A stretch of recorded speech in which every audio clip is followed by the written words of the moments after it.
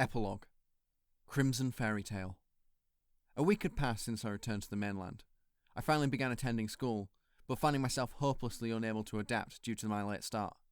I just couldn't get into the mood, and thus I found myself cutting morning classes, walking down West Main Street, what you call a mental health day, or playing hooky if you want to be a jerk about it. What the hell was I doing all that time before coming back to Japan? My self-directed mutterings were more or less heartfelt, but they were probably the most meaningless. Whether I was on ER3, Kyoto, or Wet Crow's Feather Island, it had changed me a little, just as leaving a 5-year blank had hardly changed Kunigisa. More nonsense, I muttered as I continued my stroll. I turned south, thinking I'd head back to my Nakatachiri apartment and do some reading. But on the way, I remembered today was the day Kunigisa's favourite magazine went on sale, so I stopped at my local bookstore to buy a copy. Since the island instance, Kunigisa has stayed holed up in her house. She was deeply immersed in making all sorts of repairs on the workstation and PCs and what have you that Akane-san had destroyed. This time, she was all fired up, saying she was going to rebuild them completely out of nigh invulnerable steel, but it seemed to me like that wasn't logically possible. Of course, what she got fired up about was her business, so I didn't say anything as to that. As for Soniyama Akane and Sakaki Shinya-san, Kunigisa looked at what had become of them on the internet, most likely employing the skills of her old pal Chikun. Akane-san had retired from the Seven Falls and begun somewhat reclusive existence, but retained her prominence as a scholar. Shinya-san supposedly remained by her side. Considering the fact that no one had reported them to the police, this seemed plausible enough. I entered the bookstore and bought what I wanted with a gift certificate, then stood and flipped through it for a while, before leaving the store. Outside, an extremely gaudy, that is, expensive-looking, convertible was parked in front of the store. It was an eccentric sort of car that would have stood out even if it was on the street in the middle of Kyoto. The kind of upper-class car that you'd see in magazines and the like, with names like Anaconda or Viper or Japanese Rat Snake. This probably wasn't a Japanese rat snake, but I was sure it was something in the snake family. But what were they doing riding a car like this on a Japanese road? Or more important, what type of person rode this ridiculous beast of a machine? I glanced over just in time to see the driver step out of the car. So as to not lose the car, the driver herself was adorned in attire just as flashy. She wore a generously revealing dress shirt inside a wine red suit that was bound to catch any passerby's attention, wanted or not. On top of that, she had a spring coat draped over her shoulders, with nothing in the sleeves. Her shoulder-length hair was unnaturally shimmery, suggesting that she had any number of expensive hair products. Deep red sunglasses completely concealed her eyes. Her proportions were enough to make you wonder if she was a model. And she was tall to boot. She was a beautiful woman in the truest sense. But at the same time, she was that kind of beautiful woman you didn't want to approach. She looked like the type to have a lot of bad habits and lack universal appeal. There was something offensive or disharmonious about her. Wow. I managed to eke out an utterance of wonderment. So, good-looking cars do have good-looking drivers, I thought as I stared at her striding towards me. I cleared a path for her, thinking she wanted to stop by the bookstore, but I was wrong. She came to a halt right in front of me. Then, she stared at me with over her sunglasses, dominated by her overwhelming, abusive gaze. I found myself unable to move, like a frog in a snake's gaze, and as such, I was unable to avoid it. Without any warning, she brought her long leg upward, sinking her pump-adorned foot into my gut. I crumpled face down onto the pavement. Ugh! I felt like I was going to puke until there was nothing left in my stomach. But there was no time to scream. With no mercy nor reservation, she began stomping at my collapsed body with her heel part of her shoe, so it hurt quite a bit. As always the case when you're in trouble, there wasn't a single person in the vicinity. There was a bus stop nearby, but the buses must have just left, because nobody was there. Damn, must be my lucky day. Still, I held no attention to making an ugly spectacle of myself by screaming for help. I rolled over in an attempt to somehow escape, but this ended in failure as soon as she seized me by the collar. Just like that, she lifted me up. Huh, you really don't close those eyes, she said as if impressed. Wow, that's pretty amazing. That's kind of cool. Okay, anyway, hello. Hello. Come on, this isn't a funeral. What the hell was she talking about? I wondered as she tightened her grip around my neck. She dragged me over to a convertible and tossed me into the passenger seat like a suitcase. She herself got into the driver's seat. She took off her shades and jammed her foot down on the accelerator. It seemed like the car had been idling the whole time. She was a foe to the environment. I thought as I rubbed my stomach and back. What was this? What was going on? What was this? Was this an abduction? Why me? Things were moving too fast for me to keep up. As much as I was a go-with-the-flow 19-year-old, I had scarcely been caught up in a torrential rapid like this before. Who was this woman? Who are you? My name? You just asked my name there, pal. She looked over at me. Her glare was even worse with her shades off. It was a terrifying gaze that seemed to be pierced straight through my heart. What kind of life did one have to live to obtain such a gaze like that? The name's Aikawa June. Aikawa. The name rang a bell. Aikawa-san. June is fine. Her voice was brisk and surly. It seemed like such a waste, considering how beautiful she was. But maybe it suited her personality surprisingly well. June-san, have we met before somewhere? I've got a kind of bad memory when it comes to acquaintances, but I don't feel like we've met before. First time. Thought so. Even if we had only met one time, there was no forgetting a woman like this. What's that now? Eh? You mean Iria-san never told you? Iria-san? That name rang a bell too. Iria-san. Ah, at last, the circuit in my brain connected. Right, I remember. So then you're the detective Aikawa-san. I'm an independent contractor, to be precise, she said cynically. Looks like you've remembered. I didn't think you were a woman. Thanks, that's the best compliment there is. She smacked me on the shoulder. It was more than a little surprising to learn that Aikawa-san, I had long been thinking was a man, was, in fact, a woman, and such a beautiful one at that. But if you thought about it, except for the tag-alongs like Shinya-san and me, Iria-san had mostly brought relatively young women to the island. Looking at it that way, I probably should have realised that Aikawa-san was a woman. But Iria-san kept on using ambiguous words like hero. I was going to go all the way to your college, she said with a taint smile. But then I spotted you standing there reading at the bookstore. It was like hell of a coincidence, so I thought I'd give you a whistle. You mean you were looking for me? Yep. Thought I ought to see with my own eyes what kind of jerk was sneaking around stealing my jobs. Thanks to you, you chump. I never had my turn. How are you going to make up for that? Her gaze pierced through me. It was like she had a direct grip on my heart. In my mind, the events that occurred on the island were already over, so this development was completely beyond my expectations. Because of you, I missed out on a job, and here they told me it was going to be a safe and easy case. Not really understanding the situation, I decided to go ahead and apologise. I'm really sorry. Please forgive me. Aikawa-san laughed. No reason to apologise. In fact, I should be thanking you for making things easy. Well, which was it? My unease was growing proportionally to my composure. What the hell situation had I gotten myself into? It was beyond comprehension. I had no idea what this Aikawa June character was trying to do. Where are we headed now? Heaven! Or maybe hell, I forgot. They're totally different. Yup, totally different. They're complete opposites. So we're bound to end up to one of them. Where was she pulling this stuff from? She went on driving without a care in the world. Maybe we really were headed to hell. It seemed plausible enough. In a relatively unexpected turn, maybe my life was about to end. But then, I guess the end is always unexpected. Now that I've seen your face, that's one thing to mark off the to-do list. That just leaves one more. Without a shred of reserve, Aikawa-san leaned that alluring face of hers right next to mine. I reflexively flinched at her whimsicalness. I wasn't very used to close contact with people other than Kunigisa. One more? What's that? I just thought I'd put your woes to rest, Aikawa-san said. I'm an independent contractor. It's my job to solve people's pesky little problems. I lend a rescuing hand to those individuals with problems the likes of you could never handle, you chump. So that's what you mean by independent contractor. That is to say, insofar as a detective is also someone else who takes up contracts. But what problem do I have? On rare occasions, I have been known to work for charity. Call me capricious. It'll be your reward for solving that last case so splendidly in my stead. Reward? Don't be so tense. I may not look it, but I'm pretty much full of goodness. Good people usually don't beat the hell out of others with their pumps on the first meeting. Now then, troubled one. You gonna take my hand? She said, showing me a palm of her hand. What's it gonna be? Your decision. She was weird, like crazy weird. Her weirdness was in a league of its own. If you set that pack of eccentric crazies on our favourite deserted island as the average, Aikawa-san's weirdness was off the chart. Nevertheless, I grabbed her hand in a rare exhibition of assuredness.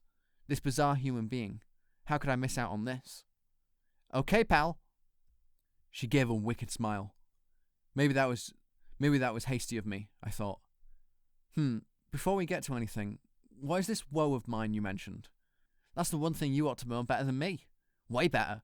Can't you guess? I've come to see you. Me. So obviously, it's about the incident at Wet Crow's Feather Island. The incident? I said. Yep. Aikawa-san gave me a small nod. After that, I ended up paying a visit to the island anyway. I was originally planning to make it on vacation, so I was lucky that the case had already been solved. I really mean that. Anyway, I talked to Iria, Hikari, Akari, and Rei. Incidentally, Teriko didn't say a word. She was silent as always. Even I've only heard her voice one time. Oh, yeah, there was also one hell of a chef, and some creepy fortune teller. I don't want to think about her. What was up with that lady? Suddenly furious, she slammed down on the steering wheel, practically breaking it. Evidently, something had transpired with Maki-san on the island. What had that woman done now? To be sure, you could tell just by looking that those two women were incompatible. Aikawa-san grumbled before continuing her story. Anyway, I talked to them about the incident. No detail left out. So you think there's still something wrong? I said. I mean, what do you think personally, Aikawa-san? That's June, she said, in a suddenly low, grim voice. Don't call me by my last name. Only my enemies do that. Do you still think there's something wrong, June-san? I corrected myself and asked again. That's better, she smiled. Her moods changed like mad. I'd say they changed like the weather, but not even mountain weather changed this often. No, I'm not feeling discontent, buddy. It's you, right? You solved the case. And you did it damn well. You did it so damn well, nobody could even raise an objection. But you yourself still have doubts, don't you? Isn't something missing from your detective work? I was a little lost for words. Indifferent to this, she continued. Am I right? You solved the case in 3 days. It's only natural someone with brains like yours would still have doubts. Stop me if I'm wrong. I couldn't say anything. And obviously, it wasn't because she was out of line. It's because she was exactly right. Exactly. Kunigisa and I had made solving the case quickly a priority and shoved her own doubts into a dark corner. She had submitted a solution we personally didn't approve of. Aikawa-san grinned. That feeling of discontent, those doubts, those things that seem less than agreeable to you, you chump. Have you got them pinpointed? Well, why would Shinya-san kill Ibuki? Why would Shinya-san and Soniyama-san be working in cahoots? She flicked out her dark red tongue provokingly. That's it, isn't it? Yes, I nodded reluctantly.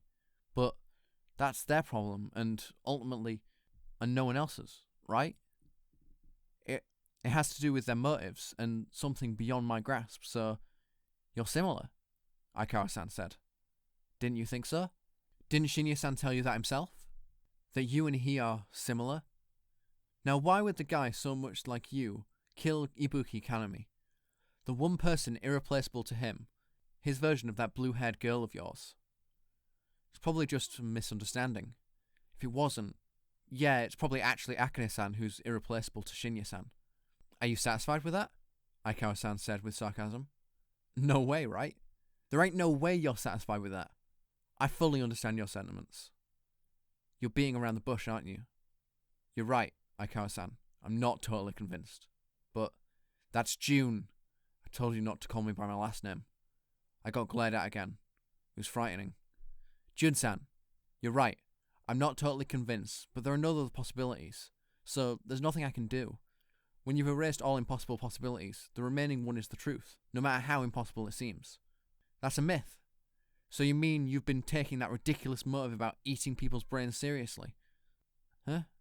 I was at a loss for words. Aikawa-san snickered, reveling in my response. Now. Get yourself together. Get yourself together, man. Do you really think there's a single idiot in this whole world dumb enough to believe that if you eat a brain of a genius, you become a genius? It's not a bad thing if there's someone like that. People are free to think what they want. Everyone has the right to be feeble-minded. There's nothing wrong with that. We have freedom of thought and freedom to be stupid. But would someone willing to use a corpse as a stepping stool, someone who has absolutely no respect for humans, really be thinking something like that? What do you think, bud? Well, indeed, it was a good point. Well, so what? What are you saying? I've always been confident in my ability to talk around subjects, but even I never go this far. That's because you're below me. I know something that you don't know. Not to say you're incompetent or nothing. You're just calling yourself incompetent? I'm a jack of all trades. If I wasn't, I couldn't do this kind of work, she boasted. She was almost frighteningly narcissistic. Well then, what do you think about it, Jun-san? You say you know it all, right? Please, enlighten me. If you had to ask me in the first place, we could have cut right to the chase, she laughed. Come on, bud. You noticed something unnatural, didn't you? I heard from Ikari. You noticed it, right? The painting you modelled for. Why was there a watch painted on it? The watch? I'd completely forgotten about that. You didn't forget about that, did you? She said. Please don't tell me you forgot something that important. Of course not.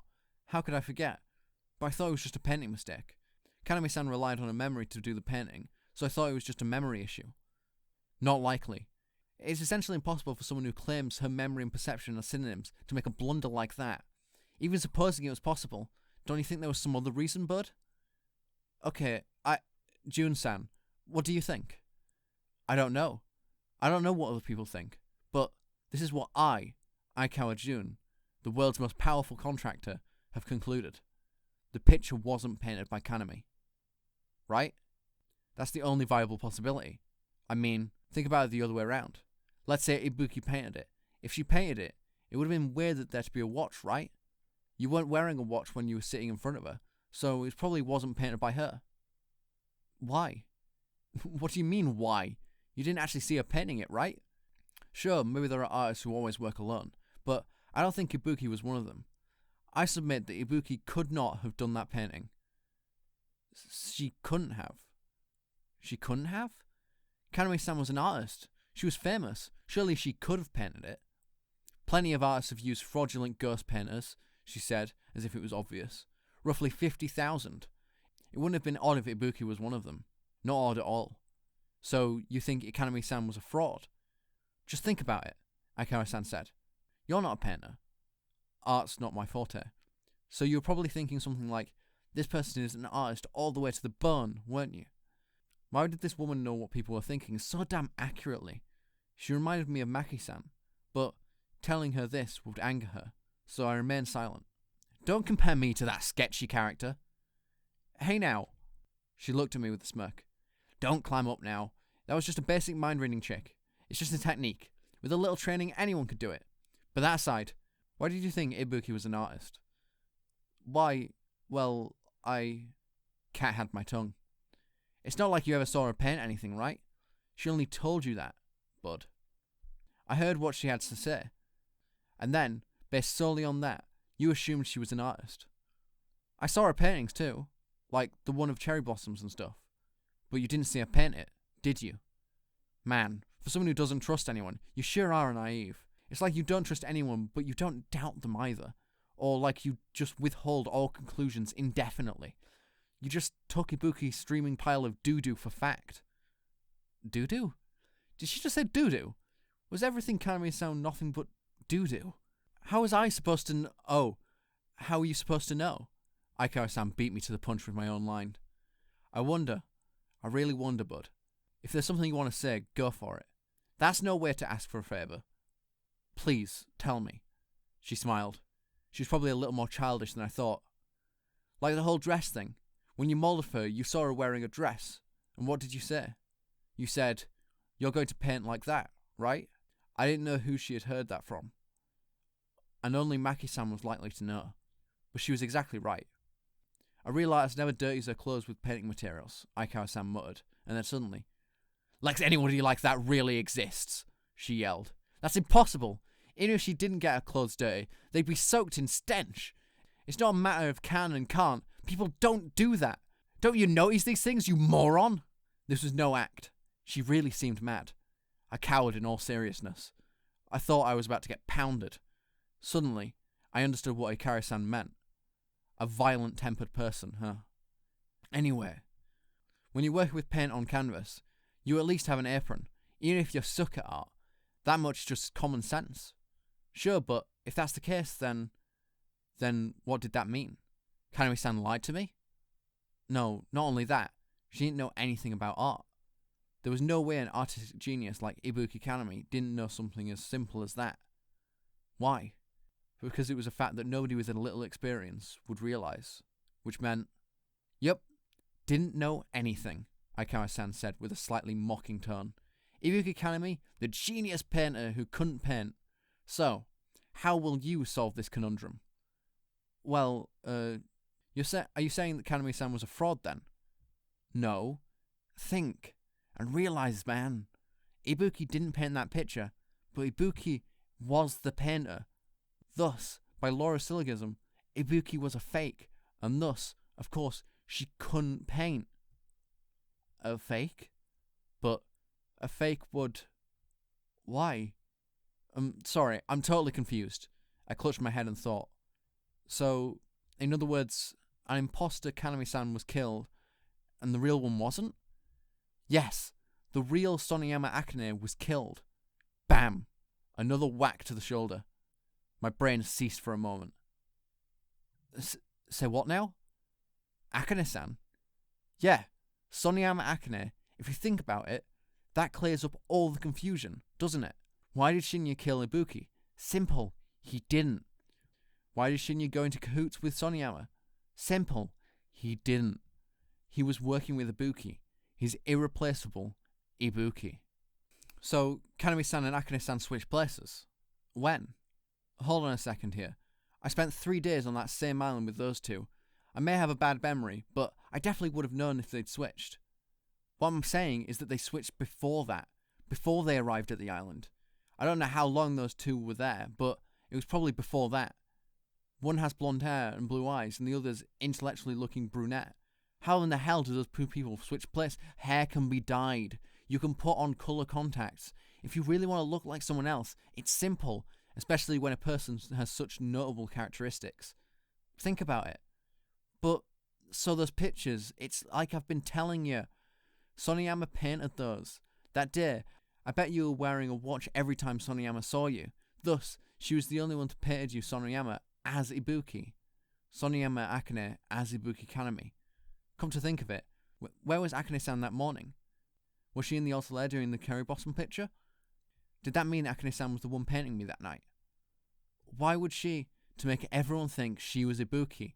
Surely you would never guess that the painter wasn't her. But you've got to admit, the whole watch mistake isn't like her. But Irie-san, she's the one who invited them. She should have noticed right away, right? How do you figure? I mean, she must have at least seen pictures of them before. Pictures? Hey now, man. Don't make me laugh here, buddy. You're trying to make me laugh to death. Give me a break here. Do you think the people's faces look the same in real life as they do in photos? They leave different impressions, don't they? That's why wanted posters never work. Photos are still motion. Reality moves. And the human eye chooses things arbitrarily. So naturally, when to compare the two, your mind favours reality. She was right. Kanami-san herself had said the same thing. Suddenly I had a bizarre, truly bizarre feeling that I was the real criminal, and Detective Aikawa-san was hot on my tail. Why were they doing that? It was a prank. They switched places as a prank. Irie-san and Rei switched places too, right? And they said it was a prank when you asked why, right? It's the same deal. I wonder who will notice. Will any of those so-called geniuses notice? Can this salon-running princess even tell the difference between us? That's at least what Soniyama was thinking. Oh, the real one, I mean. So she, Shinya, and Ibuki got together and made these plans. Soniyama was on board. She probably thought it would be funny. Scholars can be surprisingly willing to take part in such hedonistic pleasures. Especially those ER3 system goons. I'm sure you know that, though. You were right smack in the middle of it. That information from Chikun. Ibuki Kanami and Soniyama Akane had met in Chicago. They were acquaintances. It wasn't so impossible that they had planned such a thing. Kanami-san and Akane-san, who had gone into countless arguments. But did this mean that all the fighting was just something that they planned, so that their switch wouldn't be obvious? So, what now? It goes like this. Ibuki and Soniyama switched places. Ibuki became Soniyama. Soniyama became Ibuki. Then, one of them was killed, and the remaining one was Soniyama. The switch Soniyama. Who would have thought the woman once thought dead and then pronounced the murderer was actually someone else? You mean it was Kaname-san posing as Akane-san? Akane-san had retired from the Seven Fools and begun somewhat reclusive existence, but retained her prominence as a scholar. Shinya-san supposedly remained by her side. Considering the fact that no one had reported them to the police, this seems plausible enough, Aikawa-san said, cynically. Are you saying that's the motive? But why would they do— Ha! Aikawa-san laughed as she narrowed her eyes at me. That's an indescribably irrelevant question, my man. Man, I mean, what would you say if I asked you why you were alive? Granted, a guy like you probably never thought about it. Have you ever wanted to become something? Haven't you ever wanted to become someone? If not, then you'll never understand Ibuki Kaname's feelings, no matter how many times I explain it. You, with your one established style, will never understand Ibuki Kaname, even if you travel to the four corners of the earth. It was another virtual machine, I realised. A fake. Their trick in the software. Does that mean you understand? Nope. Other people's feelings are beyond my comprehension. But insofar as I have a working brain, I can at least imagine it. Yeah. All that sealed room stuff was just child's play to them. A diversion to keep people from learning the real objective. Even you got distracted by all the sealed rooms and headlessness going on. You didn't even consider the possibility that they had switched, right? She was right. But it was all too sudden. Hey, I can't just believe this all up front. That's right, for sure. It's so convoluted, it's unbelievable. It's so convoluted, my words lose all meaning, and even your personality isn't an issue. But one thing is clear. That woman discarded her former shell known as Ibuki and succeeded in being reborn as Soniyama. She completely hijacked Soniyama Akane's background. But won't she be found out? Hell no! She's probably been preparing this for a long, long time. And don't you think the whole crazy idea of replace Soniyama to turn into her came from the fact that their faces were similar to begin with? To turn into her. So you're saying that's why she killed her? I mean, I guess if you want to become someone, you'd also want to get rid of the real person. But still. To be sure, killing someone was the fastest way to get rid of them. And indeed, a deserted island beyond the influence of the police was a prime place to do it. If that's the case, then it should have ended once Ibuki-san was killed. There was no need to make herself the victim and play dead. Get a hold of yourself, man. Jeez, you're useless.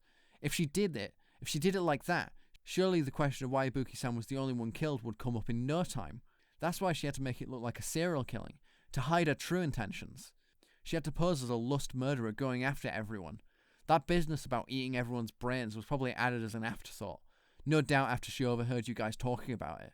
But even if she had to kill someone, she probably couldn't bear to kill an innocent, so she pretended to be a victim herself instead. It's so clear-cut. Her calculations were so disgustingly sharp. Would a murderer really put so much planning into it? Not all murderers are bloodthirsty maniacs, just like not all wolves act the same. In reaching your objective, it's only natural to try and avoid danger as much as possible. The more incidents you cause, the more clues you give everyone. Am I wrong? Shinya-san had told me they were planning to kill everyone, and I believed him. After they had already killed 2 people, plus trying to kill Yuyoi-san and myself, I never would have dreamed that they knew anything of mercy. However, but she tried to kill Yuyoi-san. She didn't kill her. Aikawa-san cut off my objections in one fell swoop.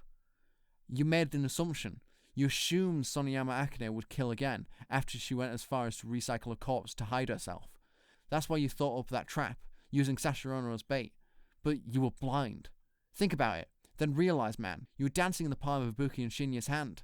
Why would Shinya show you the sleeping bag? Why would Ibuki smash those computers in the morning when everyone clearly had an alibi? Even that? Everything. Even that had been pre-calculated. They had predicted, no, dictated, our actions that far. The showdown in Yoi-san's room, Kunagisa's anguish, all of it was in the palm of their hand. Have we all been nothing more than chess pieces, subject to a strategy so devious that there was no room to anticipate the next move? Thinking all the while that we were so clever, we were really just being controlled. And me, with no basis to argue, but wasn't this all just a little too outrageous? That vague sense of disconcertion I felt had now disappeared without trace. Aikawa-san stretched her right hand in front of me and used those long, slender, white fingertips to begin brushing my lips. Though I can't speak from experience, I thought it felt very much like being raped. Surely they had fallen in love with their target's work. Those paintings of Ibuki Kaname's, completely errorless. I'll bet they were originally planning to use me in their scheme. It didn't matter who they used. All they needed was someone to solve the mystery of the sealed rooms. As long as somebody figured out and exposed the truth that Soniyama Akane wasn't dead, and then fingered her as the killer, Ibuki would be reborn, and that was all that mattered. And she would obtain a magnificent new identity, enjoying worldwide recognition as a comprehensive scholar. But hey, even if she switched backgrounds and managed to turn into someone else, you still have to account for ability. Akane-san is still to this day continuing her life as a well-rounded and astounding scholar, even though she's retired from the Seven Fools. If those two really did switch places. If, huh? Aikawa-san said. You still talk about it in those terms, man? You sure don't know when to give up, do you? Based on your detective work, Akane-san is really Kaname-san, but as far as Kunigisa has researched, she's still an active scholar. What's wrong with that? She can paint and study pictures. Obviously she's capable of murder, and she's even capable of changing her identity entirely. Doesn't that essentially make her a genius? A genius? Why had Ibuki-san been summoned there? Was it not because she possessed an extraordinary ability?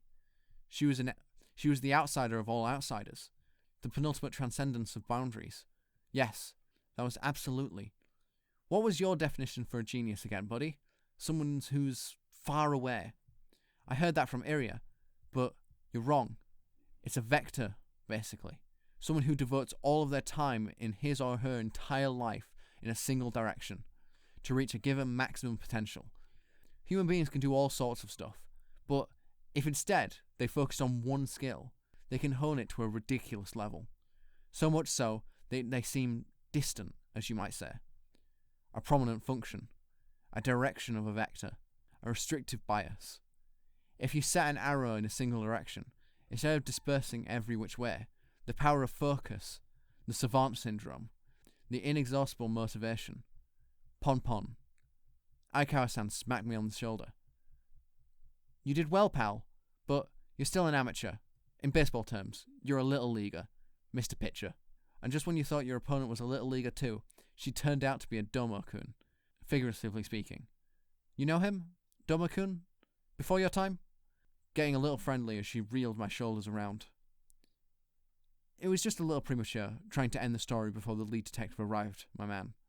And you were still too green. But hang on a second there. Kaname-san was in the wheelchair. Any old schmo with working legs can sit in a wheelchair, she said cynically. That's all there is to it, really. Even Ibuki Kaname said legs are just a decoration. Sure, they had helped in kicking you around, but that's about it. Maybe that's the case for Akane-san. All she could do was sit in a wheelchair, but Kaname-san was born with bad legs. She couldn't just jump around all over the place, like... Ibuki Kaname wanted to become Soniyama Akane. She wanted to take over identities of others. It wouldn't be surprising if this wasn't the first time Ibuki Kaname had switched places with someone. Just how long had Shinya-san been serving Ibuki-san? He had said it was a long time. Since when, exactly? And even now, he remained by Akane-san's side. How long would this go on? It was a virtual machine, simulating the presence of multiple machines, possessing no one style, shunning the very concept. What about Maki-san? Had the famous transcendental Himine Maki known even this fact? Was she just watching over, or blowing off? The situation was a goofy grin, despite knowing everything. What was real? What was fake? Who was real? Who was fake? You can't ask questions? Aikawa-san giggled, and at last she pulled the car over to the side of the road. Tough break, kid. That's all I can say. You did good. You did real good. How's that for a compliment? But you gotta try a little harder than that. If you've got lingering doubts, don't just blow them off. Settle your suspicions. Make the inconceivable conceivable. Don't write off your thoughts as just plain caca. Okay? Okay. That's the A answer, she said, sticking out her dark red tongue. Well, I'm done bugging you. It's thanks to fellas like you that life's worth living. I really think so. But, pal, you need to cut down on slacking a little bit. Human beings can do so much more. And so get out there and do it, damn it. And then, with a little tilt of her head. Well, that's it for today. See ya. Hey, gotta get out of here, kid. You bother me. She had a hell of a nerve tossing me into the car and then kicking me out. But, naturally, I couldn't muster the energy to contradict her. So, I opened the door and stepped out. Looking around to see where I was, I discovered we were right in front of Kunigisa's condominium. If there was ever a street in the world that didn't belong in Kyoto, it was this swanky residential one. Shirosaki. Even Aikawa-san's blood-red card didn't seem out of place here. Well, there you go, I nodded, looking towards the roof of the building. This really is heaven. Or hell. This is where you were headed anyway, right? How do you know? Aikawa-san pointed at the bag in my hands at the bookstore. Come to think of it, I was on my way to deliver the contents to Kunigisa, but this lady already figured it out just from this bag. She was like one of those famous books of yore. Like a detective. Heh, Aikawa-san laughed. Well, if our fates are linked, we shall meet again. She gave me a regular, non-cynical smile and patted me once, each on the head and shoulder. Then, pointing to the top floor of the condominium, say hi to Kunigisa for me too, she said. Now that was a little suspicious. If there was ever anyone to command in this case, Kunigisa deserved at least half the credit. So why did Aikawa only come to see me? Was she planning to see Kunigisa later? Aren't you going to see her? I asked. You came all this way. You might as well. Nah, that's okay. I saw her yesterday. So I was the one on the back burner. The strength drained from my shoulders. Heh, I sighed. Jun-san, my final question. Then what do you live for? Like you have to ask. I'm the same as you, Mr. E, she said before stepping on the accelerator, and in another instant the red car had vanished from sight. I stood rigid in that spot for a while, unable to think, unable to want to think. I feel as if I just ran into a street bandit. It was a fairly accurate analogy. I felt an emptiness, like the luggage had been snatched off my back. What was with that lady? Why did she start everything off by kicking the crap out of me? Was she just testing what she'd heard from Teriko-san? Or was it just payback? Considering she had come all this way to meet me, it's probably it. Payback. For stealing her turn. Maybe that was it. Or maybe she was just in one of those moods. Or maybe it was just that she had claimed some kind of reward. But maybe none of that mattered either. At any rate, she didn't seem like a very nice person. And even if I was going wrong about that, I wasn't so far wrong that it was uncorrectable. Really. Damn it. What is this? I'm surrounded by it here. Really now. Really now. This is just a bunch of crappy nonsense. Take Akagami Iria. She brought together geniuses, deceived them, tricked them, did anything she wanted only for the sake of her own enjoyment, for the sake of the little world that was all her own. Take the Chiga sisters. All three of them, seeming somewhat off, all three were the same, all the while being totally different. They were like the Sierpinski Gansket, bearing complete self-similarity, the individual parts of their sum all uniform, all of them exactly the same while being completely different, an infinite abyss inside them, impossible for anyone to view. Take Himune Maki, she, who had the end of her life to look forward to in 2 years. She, who knew the truth of all things, the truth of everything, and yet all she did was laze around, yawning and purring like a kitten. Take Aikawa Jun, a big blur of red in the guise of a detective with a reputation of the world's best contractor. She had shown up on the island and solved the already solved case. Beyond any shred of a doubt, no blade of grass left unchecked, all for no reason, and then vanished into a cloud of cynicism. Take that woman whose name I didn't know, that woman who's no one. Surely she was a genius. And then, take Kunigisa. Nothing really matters to me. The world just does what it wants. And even if it didn't, that would have nothing to do with me. And even if it did have something to do with me, I wouldn't be interested. I've never wanted to become someone. I never felt like there was something I had to do. Sometimes I wonder if that's okay. In the end, that doesn't really matter to me either. Somewhere along the way, I just cooled off. No, that's not right. Probably I dried out. Apathetic and indifferent. And that's why Kunigisa was moisture to me. Moisture, huh? I thought to myself. Was Shinya-san the same way? Sakaki Shinya? Stuck to that woman like a shadow? If so, he and I really were the same breed. Almost too much so. I didn't know our world revolved around. I didn't know who our world revolved around. But this world revolved around the sun. That's all there was to it. Really. And it never amounted to anything more. and that goes for everyone. The truth is always out of my reach. And what's more, I never really cared to reach for it. Maybe that was the problem. That was probably what Aikawa-san meant by slacking. That doesn't matter. I don't live and sit here think about these kinds of things. And it's not like I'm trying to change the world or solve these mysteries. When I'm confronted with a puzzle, it just gets annoying. If I can just keep on living like this tomorrow, that'll be enough. Done talking to myself, I finally began to proceed on foot. Any more thinking would have just been a bother. I'd leave it to the people who wanted to be thinking. No offense to Aikawa-san, but I wasn't looking to give some kind of worth to the world. If anybody asked me why I was alive, I'd probably say just in case. That's about the only reason I have, and that goes for me, you, and everybody. But Kunagisa's is different.